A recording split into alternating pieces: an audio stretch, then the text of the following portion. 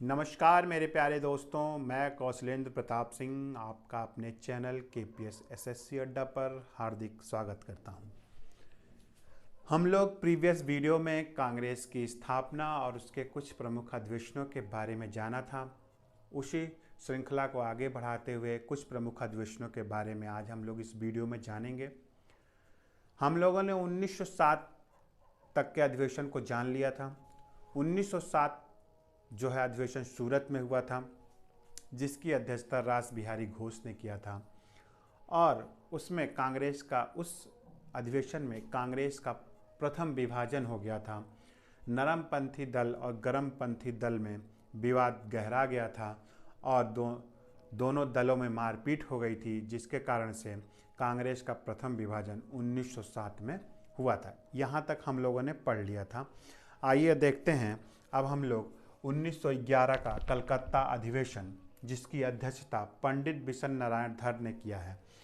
सबसे important question ये आता है कि 1911 का जो अधिवेशन हुआ था वो कहाँ हुआ था, तो कलकत्ता में हुआ था। उसकी अध्यक्षता किसने किया था, तो पंडित बिशन नारायण धर ने किया था। इस अधिवेशन की एक खास बात यह है कि इस अधिवेशन में राष्ट्रीय गान जन गण मन गाया गया था। राष्ट्रीय गान जन गण मन रविन्द्रनाथ टैगोर ने अपने भारत भाग्य विधाता शीर्षक से लिया था। जो जन गण मन मूलतः बंगाली में लिखा गया था, रविन्द्रनाथ टैगोर ने लिखा था। उसका हिंदी अनुवाद, हिंदी और उर्दू अनुवाद आबिद अली ने किया था। जन गण मन का हिंदी और उर्दू अनुवाद आबिद अली ने किया था और इसका अंग्रेजी अनुवाद रविन्द्रनाथ टैगोर ने स्वयं किया था, जिसको मॉर्निंग सॉन्ग ऑफ इंडिया के नाम से जाना जाता है। ये प्रमुख बातें हैं 1911 कलकत्ता अधिवेशन की। आइए हम लोग देखते हैं 1916 का लखनऊ अधिवेशन, जिससे बहुत सारे सवाल पूछे जाते हैं और एक तरह से ये सबसे प्रमुख अधिवेशन, मतलब एग्ज़ाम के दृष्टि से सबसे इम्पॉर्टेंट अधिवेशन माना जाता है। तो हम लोग इस पर जो एग्ज़ाम में प्रश्न पूछे जाते हैं उस पर हम लोग बात कर लेते हैं। तो 1916 का जो लखनऊ अधिवेशन था उसकी अध्यक्षता अंबिका चरम मजूमदार ने किया था। ठीक, इस अधिवेशन में नरमपंथी और गरमपंथी दोनों फिर से मिल गए थे।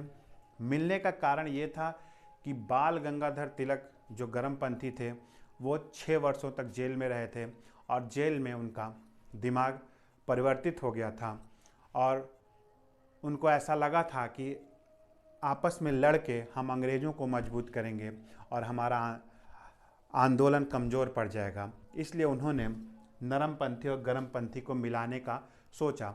तो इस नरमपंथी और गरमपंथी को मिलाने में जो महत्वपूर्ण भूमिका निभाई थी वो बाल गंगाधर तिलक और एनी बेसेंट ने निभाई थी। नरमपंथी और गरमपंथी का मिलने के और भी कारण हैं, जैसे कि गोपाल कृष्ण गोखले और फिरोज शाह मेहता, जो कि बिल्कुल भी नहीं चाहते थे कि गरमपंथी नरमपंथियों से मिलें। उनकी भी मृत्यु हो गई थी इस अधिवेशन के पहले 1915 में। और जो गरम दल के जो है लाल बाल पाल थे, मतलब, और अरविंदो घोष थे, तो बिपिन चंद्र पाल थे, अरविंदो घोष थे। ये लोग क्या था, अरविंदो घोष जो है संन्यास ले चुके थे राजनीति से और एक दार्शनिक का रूप ले चुके थे, एक दार्शनिक बन चुके थे वो, और उन्होंने राजनीति से संन्यास ले लिया था। बिपिन चंद्र पाल भी छोड़ चुके थे, वो भी शांत हो गए थे।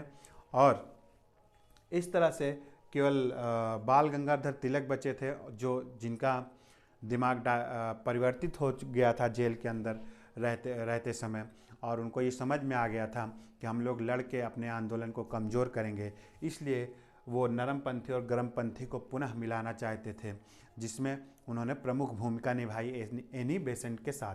और 1916 में नरमपंथी और गरमपंथी पुनः एक हो गए। तो विभाजन कब हुआ था कांग्रेस का, प्रथम 1907 में, और फिर कब मिल गए, 1916 में मिल गए। यहाँ पे इस 1916 के अधिवेशन में मुस्लिम लीग से भी कांग्रेस का समझौता हो गया। मुस्लिम लीग की स्थापना 1906 में अंग्रेज़ों ने करवाई थी एक षड्यंत्र के तहत, कि उनका उद्देश्य ये था, मुस्लिम लीग का उद्देश्य ये था कि मुस्लिमों को अंग्रेज़ों का वफादार बनाना और कांग्रेस का जो है विरोध करना। कांग्रेस का विरोध करना और अंग्रेज़ों का वफादार बनाना। पर वो भी 1916 में जो है कांग्रेस से फिर से मिल गई थी, क्योंकि उसके पीछे रीजन हैं बहुत सारे। तो एक आध रीजन मैं बता देता हूँ कि जैसे कि 1912 में जो है 1911 में जो बंगाल विभाजन था उसको रद्द कर दिया गया। बंगाल विभाजन के समय उनको, मुसलमानों को ये कहा गया था कि आपको विशेष सुविधाएं दी जाएंगी। तो जब बंगाल विभाजन रद्द हो गया तो उनको विशेष सुविधाएं मिलती हुई नज़र नहीं आ रही थी और वो अपने आप को ठगा हुआ महसूस कर रहे थे। इसलिए उनको भी समझ में आ रहा था कि अंग्रेज़ों ने उनको भी ठग लिया है, इसलिए वो फिर से इसमें मिल गए, कांग्रेस के साथ मिल गए। और कांग्रेस ने उनके पृथक निर्वाचन मंडल को स्वीकृति प्रदान कर दी मुस्लिम लीग की। तो मैंने आपको ये 1916 का शॉर्ट में आपको महत्वपूर्ण बातें बता दिया। इतने ही क्वेश्चन आपसे एग्जाम में पूछे जाते हैं 1916 से। बाकी 1916 को अगर हम पूरी तरह से बताना शुरू करेंगे तो वो एक लेक्चर बन जाएगा, कम से कम 30 मिनट का, इससे कम का तो नहीं बनेगा। इसलिए मैंने आपको सिर्फ महत्वपूर्ण बातें 1916 की बता दिया। ठीक, तो ये बहुत इम्पॉर्टेंट है, आप बार बार मेरे वीडियो को देख लीजिएगा, आपको बातें समझ में आ जाएंगी। 1917 का कलकत्ता अधिवेशन हुआ जिसकी अध्यक्षता एनी बेसेंट ने किया। तो ये मैंने आपको आज फिर 3 प्रमुख अधिवेशन बताए और सबसे इम्पोर्टेंट 1916 का अधिवेशन बताया। ठीक, आगे के अधिवेशनों को हम लोग नेक्स्ट वीडियो में देखेंगे। अगर आप कमेंट करेंगे तो मैं आपके लिए बड़ी वीडियो भी बना सकता हूं। अभी मैं आपके लिए सिर्फ छोटी छोटी वीडियोस बनाता हूं। अगर आप कमेंट करेंगे, मेरी वीडियो अच्छी लग रही है, तो मैं आपके लिए बड़ी वीडियोस और पूरा आपको, अगर आप कमेंट करते हैं कि 1960 को बड़ा बताइए, मतलब कि पूरा इस पर एक लेक्चर दीजिए, तो मैं आपको 1916 पे पूरा लेक्चर भी दे सकता हूं। पर मैंने आपको सिर्फ इम्पॉर्टेंट बातें बताई जो एग्ज़ाम के दृष्टि से महत्वपूर्ण था। तो अगर आपको मेरा वीडियो अच्छा लग रहा हो तो इसे प्लीज़ लाइक कीजिए, शेयर कीजिए और मेरे चैनल को सब्सक्राइब कीजिए। मिलते हैं अगले वीडियो में।